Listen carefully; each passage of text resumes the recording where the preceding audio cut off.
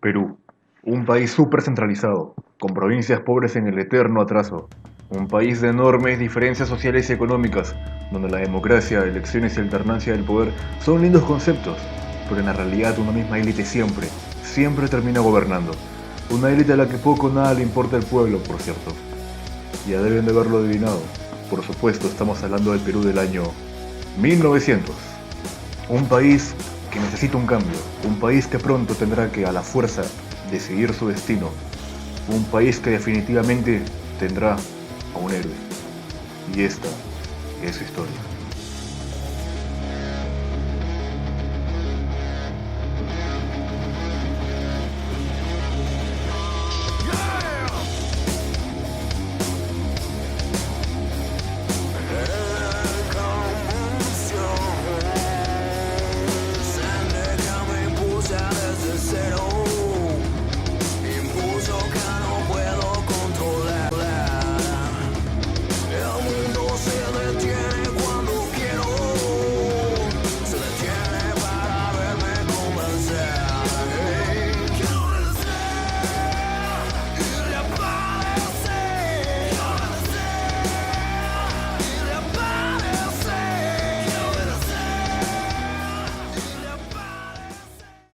En la ciudad de Piura, al norte del país, existía un matrimonio común y corriente.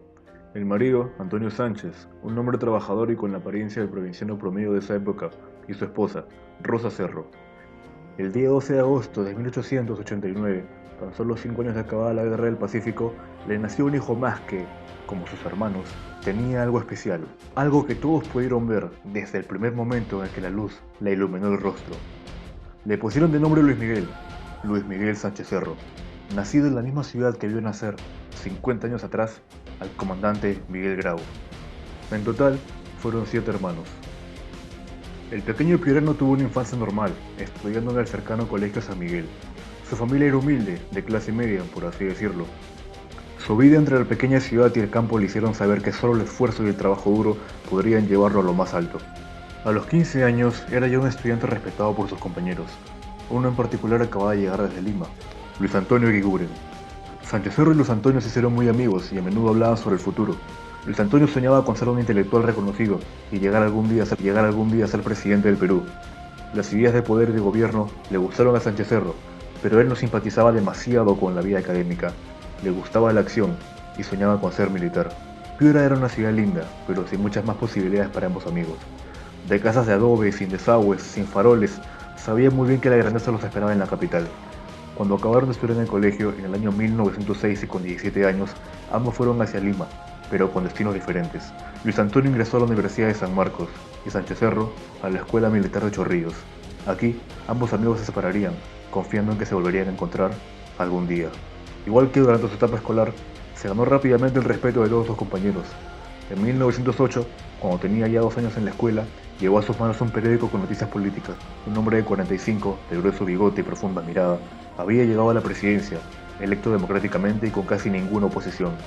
Su nombre, imponente y de buenos apellidos, era Augusto Berrandino Leguía y Salcedo. Con aquel primer contacto de distancia, dos destinos quedarían unidos para siempre. Tras culminar de estudiar en 1910, Luis Miguel Sánchez Cerro egresó de la escuela militar con el grado de subteniente de infantería, el grado de oficial más bajo, pero de oficial al fin y al cabo. En esos tiempos había una gran tensión en la frontera del norte y Sánchez Cerro, siempre amante del riesgo, pidió ser destacado a Sullana, al norte del país, junto con todas las tropas que el presidente Leguía mandaba a la frontera ante la inminente guerra que de momento no llegó a ocurrir. Después, viajó hacia la ciudad de Siconi, al sur del país, en Cusco. Es probable que en su largo viaje hayase conocido la realidad del interior del país y se empezasen a formar algunas convicciones en el joven Sánchez Cerro que lo acompañarían durante toda su vida. Tras la larga travesía, regresó a Lima en 1913, siendo promovido a teniente por sus méritos y permitiéndose un ligero cambio de estilo. Poco dura la celebración, puesto que las aguas se empiezan a agitar en la política nacional. El año pasado, culminado el mandato de Leguía, no se convocaron elecciones. Prometiendo que vendería el pan a 5 centavos, el empresario Guillermo Billinghurst había conseguido un enorme apoyo popular. Logró sus primeras elecciones y fue elegido presidente de la República en el acto, ganándose a su vez el apodo de Pan Grande. Su rival civilista, Andrés Pílaga, no pudo hacer nada al respecto. Sánchez Cerro no se interesaba demasiado en política, pero sabía ver cuando las oportunidades estaban cerca y se mantenía atento a todas las noticias. A inicio de 2014, la situación era insostenible. Esto quizás se les haga familiar. Cuando Billinghurst ganó el poder ejecutivo de la presidencia, Augusto B. Leguía, el expresidente, le exigió poner a su hermano Roberto Leguía como vicepresidente. No obstante, el Partido Civil seguía teniendo la gran mayoría en el Congreso. Billinghurst los acusaba de obstruccionistas, de no dejarlo trabajar. El presidente llegó a promulgar leyes por decreto supremo cuando tenía que, legalmente, debatirlas en el Congreso, excediéndose en sus funciones desde el punto de vista de los diputados y senadores. Para colmo de males, el año pasado Nicolás de Piérola, fundador del Partido Demócrata, había fallecido. El Partido Demócrata estaba en riesgo y tenía que consolidar su poder a cualquier costo para evitar la desaparición. Billinghurst decidió desterrar a Augusto Leguía, ignorar la vicepresidencia de Roberto Leguía y se dispuso a ejecutar la solución final: disolver el Congreso obstruccionista y convocar nuevas elecciones congresales para poder llevar a cabo sus planes sin oposición. El rumor voló y llegó a los seguidores de Leguía. Los civilistas sabían que el pueblo apoyaba a Billinghurst y que si se convocaban nuevas elecciones perderían el control sobre el Congreso, la única presencia política que les quedaba. Empezaron a conspirar ellos también. Planearon matar al presidente Billinghurst por incapacidad moral. Denunciarían públicamente los abusos de Billinghurst y expondrían que planeaban disolver el Congreso de manera inconstitucional. Llegó el rumor de que Billinghurst estaba moviendo sus fichas también, armando milicias populares para cerrar el Congreso a la fuerza de ser necesario y defender su gobierno. Los civilistas, temiendo la confrontación armada, buscaron aliados poderosos y los encontraron en el hombre ideal: Óscar Raimundo Benavides Larrea, coronel del ejército, miembro del Estado Mayor de Lima, un héroe nacional recientemente regresado de Europa, totalmente dispuesto a escribir un nuevo capítulo de su vida. En febrero, estaba claro que el que moviese las fichas antes tendría ventaja. Benavides pensó: con la oligarquía a su favor, toda la fuerza política del civilismo y la prensa aliada de su lado, era hora de dar el primer paso: tomar Palacio de Gobierno en una sola noche, para evitar una división o una larga guerra civil. Pero la conspiración es descubierta y Billinghurst hace su movimiento. Cita a Benavides para destituirlo del Estado Mayor, evitando así que tenga cualquier control sobre las tropas. Pero esa misma madrugada, Benavides, con todos los conspiradores a la espera de la orden, decidió avanzar hacia el palacio. La madrugada del 4 de febrero, Sánchez Cerro dormía tranquilo cuando un compañero lo despertó. «Vamos a tomar Palacio de Gobierno», le dijo sobriamente. «Bueno, vamos», contestó Sánchez Cerro, casi por instinto, sabiendo que su oportunidad de destacar y escalar había llegado. Las tropas golpistas avanzaron sin mucha resistencia desde el cuartel de Santa Catalina, enfrentándose a las posiciones defensivas de la Guardia de Palacio y la Plaza Mayor. Después de varios minutos de intercambio de disparos, muchos guardias habían muerto, pero la potencia de fuego que salía del palacio hacía imposible asaltarlo y entrar en él. El teniente Sánchez Cerro vio que solo una ametralladora, escondida detrás de la puerta principal, se interponía entre él y el palacio. Pidió que 8 soldados lo acompañasen en la carga y se lanzó al ataque. Se cuenta que recibió varios disparos, pero llegó hasta la puerta, metió su mano en el orificio de donde escupía la ametralladora, abrió la puerta desde adentro y luego cayó fulminado. No se sabe con exactitud si esto pasó o no, pero la puerta del palacio quedó abierta, y todos los soldados de Benavides pudieron entrar, rodear y obligar a Billinghurst a rendirse. Las milicias de Billinghurst nunca llegaron a socorrerlo. Pan Grande sería desterrado y no volvería nunca al Perú. Al año siguiente, el presidente del pueblo, el enemigo número uno de los civilistas, moriría en el exilio a sus 63 años. Cuando los disparos cesaron, Sánchez Cerro yacía en el suelo, lleno de sangre. Un enfermero dice: «Está muerto». «Por ahora no, otra vez será», responde el teniente. Los 8 soldados que lo acompañaban en la carga murieron y él recibió 5 impactos de bala. Perdió la movilidad de 2 dedos y tuvieron que amputarle el índice derecho, lo que le valdrá el apodo de «El Mocho» desde aquel entonces en adelante. Por sus acciones valerosas, el nuevo gobierno transitorio del coronel Benavides ascendió a Sánchez Cerro al grado de capitán. Porque sí, se pensó nombrar a Roberto Leguía como presidente, pero los civilistas del Congreso querían darle la apariencia de legal a su poder, así que aceptaron que Benavides se quedase con el puesto como defensor de la legalidad. 2 semanas después, el diario La Prensa, estando como hemos dicho totalmente aliado del nuevo régimen, publicaría una reseña favorable de los hechos, en la que se observa al nuevo capitán en la primera plana. Sin saberlo, Sánchez Cerro era reverenciado por quienes, muchos años después, serían sus enemigos. Leguía seguía desterrado en Panamá. Pese a su presidencia rodeado de civilistas, él no se sentía a gusto con ellos. El civilista promedio era un burgués que heredó una gran fortuna, o la consiguió gracias a su apellido y contactos, pero Leguía se había ganado su posición por su talento para los negocios y por su esfuerzo de varios años. Creía realmente en el Perú. Había luchado, cuando fue joven hace muchos años, en la defensa de Lima contra Chile. Nada tenía que hacer en Lima con esa gente. así que decidió seguir conociendo las grandes capitales del mundo, despreciando el civilismo cada día más. Mientras tanto, Benavides era el presidente, pero todos sabían quiénes gobernaban realmente, los civilistas, que seguían siendo los mismos patéticos oligarcas de siempre. Astutos como eran, sabían que su poder aún tenía que consolidarse y tener una imagen de legal y republicano, así que empezaron a planear nuevas elecciones democráticas.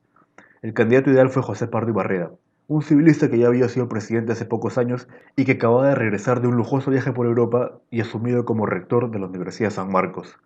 Su rival civilista, Antero Aspílaga, no pudo hacer nada al respecto.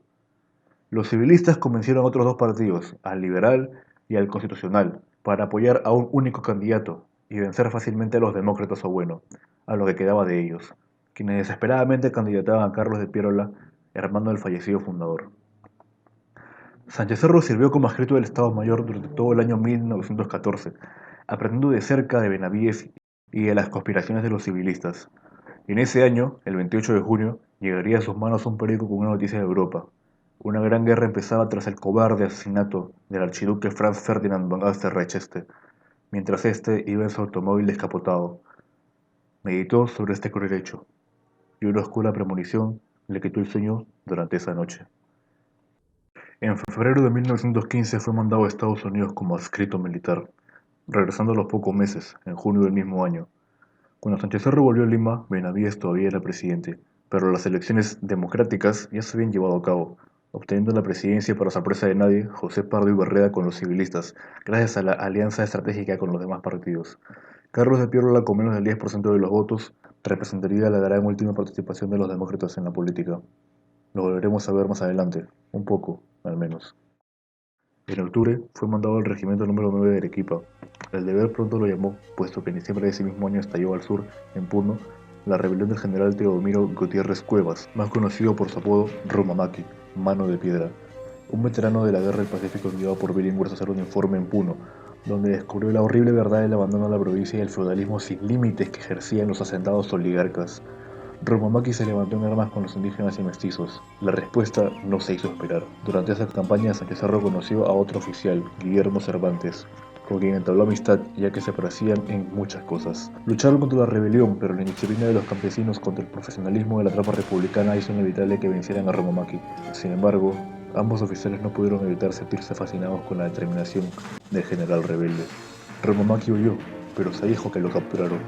En Lima, un diputado lo defendió, alegando que solo quería reivindicar a la población contra los innumerables abusos de los hacendados, pero el Congreso civilista acusó a Rumamaki de querer restaurar el Tahuantinsuyo y de haber negociado con Bolivia la entrega de territorio. Rumamaki fue condenado a 20 años de cárcel, pero cuando la orden llegó a Puno, ya nadie sabía dónde estaba. Probablemente nunca fue capturado, o simplemente desapareció. Por sus acciones en combate, Sánchez Cerro fue nombrado jefe provincial de Carabaya, una provincia de Puno, en julio de 1916, donde pudo ver en persona la continuación de los abusos en las haciendas. Al año siguiente, en agosto, regresó a Lima como capitán del regimiento número 11 y luego del regimiento número 7. En uno de sus ratos libres, se pasó por una librería y encontró un montón de libros de un solo autor, Luis Antonio Eguiguren, su amigo de la infancia. Había acabado de estudiar en San Marcos y se perfilaba como uno de los grandes intelectuales del siglo. Sánchez Cerro se alegró por él, y lo visitó y conversaron. Eguiguren estaba notoriamente preocupado por la política. El próximo año terminaba la presidencia de Pardo y se iban a convocar a elecciones. ¿Aguantaría la alianza del civilismo con los otros partidos? Sánchez Cerro no tenía demasiado tiempo para política en ese momento.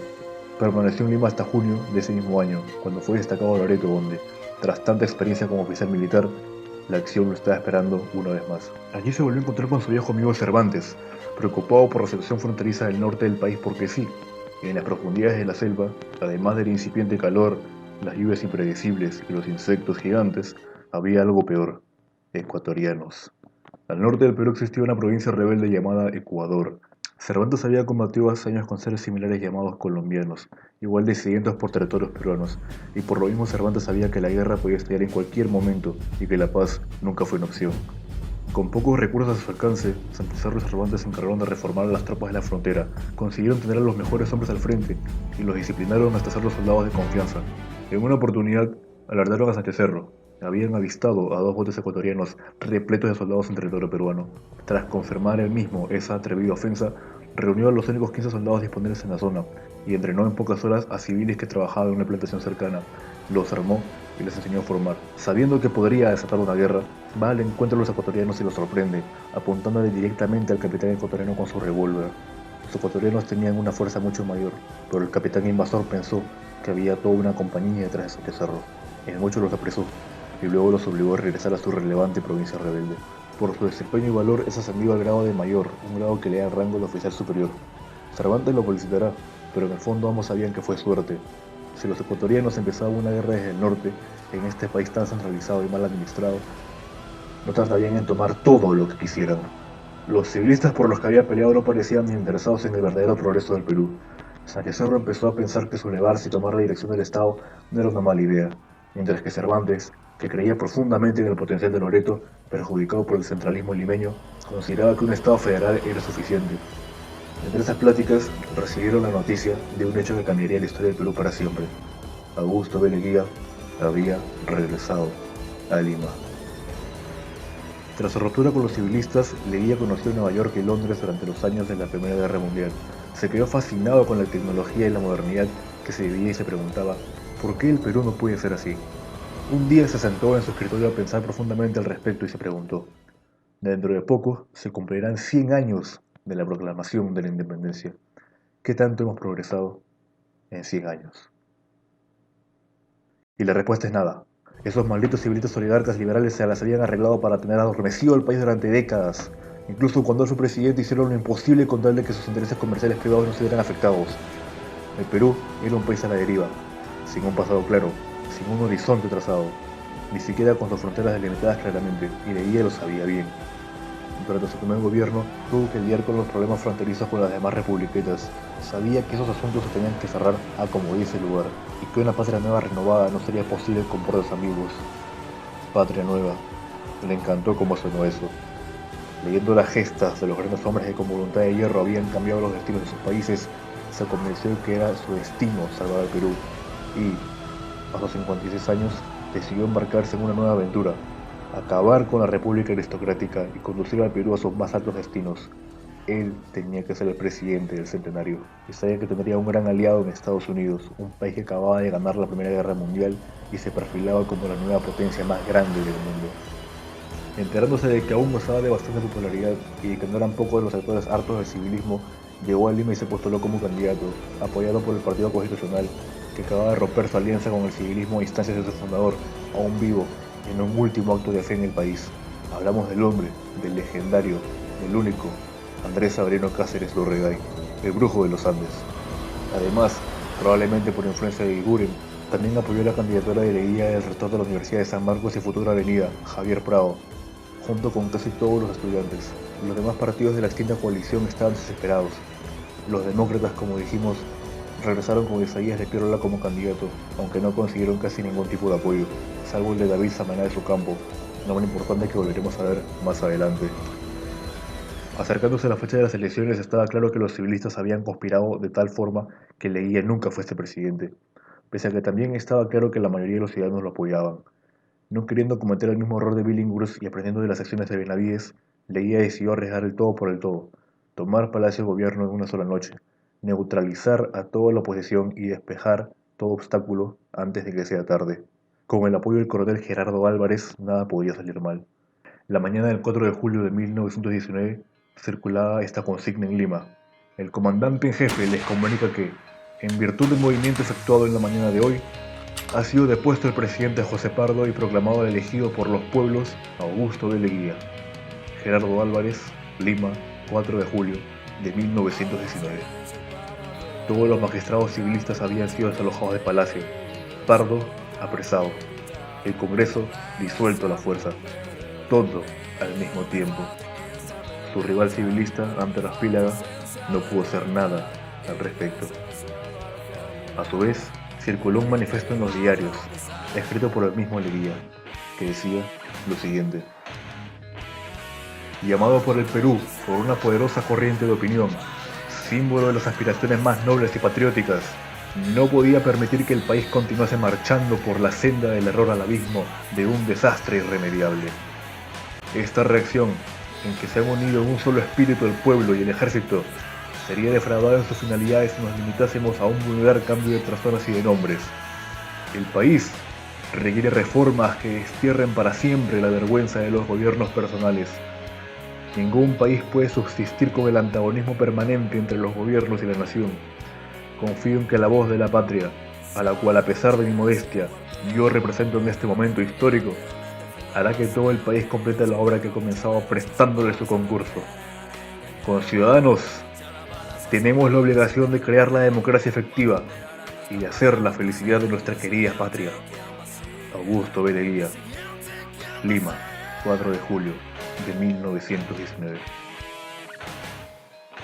¿Pero qué? Guillermo, ya sé lo que vamos a hacer hoy.